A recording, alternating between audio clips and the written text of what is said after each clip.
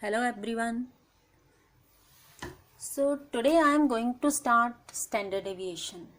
Standard deviation is most stable measure of variability.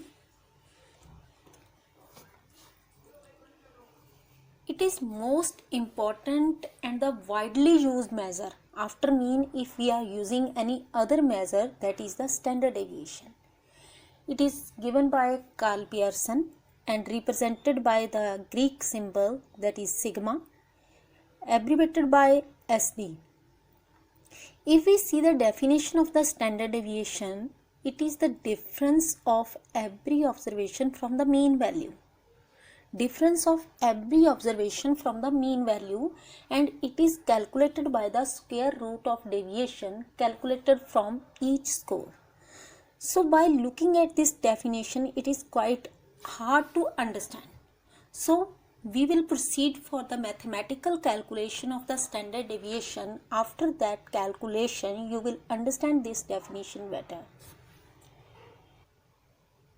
But you should understand that low value of the standard deviation indicate that all the values lie near to the mean. Okay, and if the value of the standard deviation is quite high, it means there is more scatterness or the more deviation of the data from the mean value. Okay, like there is a class of students who has given the math test and teacher found the mean score is 85%. Then calculated the SD and found the SD is very small.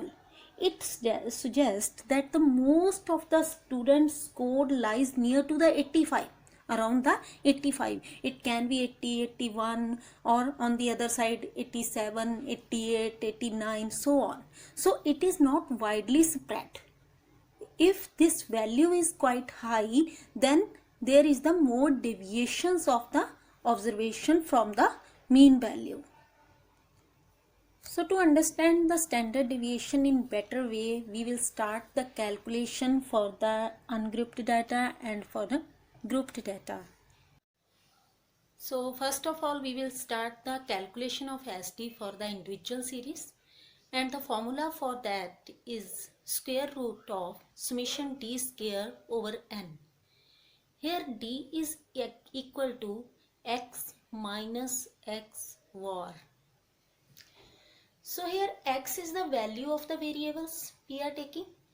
X bar, as you know, this is the mean, and n is the number of observation. Okay. So to find out the SD for the individual series, we can take any observation like 5, 10, 25, 30, 35. These are the observation and we have to calculate the SD. So formula is summation d square over n. D is equal to x minus x bar. We have x, but we don't have x bar. So first of all, we should calculate the x bar. How we will calculate? That is the summation of the all the observation divided by the number of observation. So summation is 120.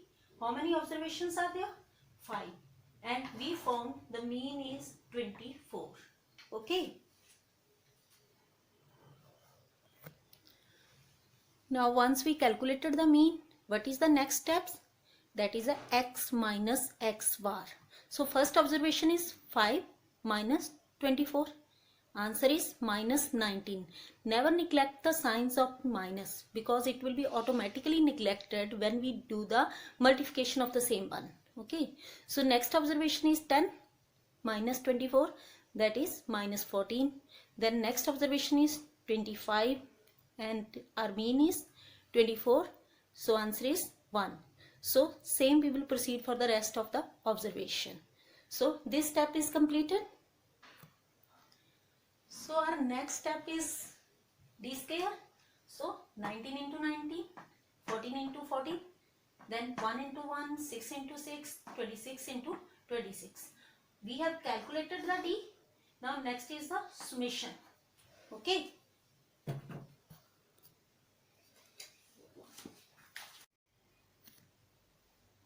So next we will do the summation. So summation is the 1270. Now we have calculated the summation d square. Now apply the formula. Formula is the square root of the summation d square over n. We have d square, that is the 1270, and n is the number of observation. So how many observation we have? We have the 5 observation.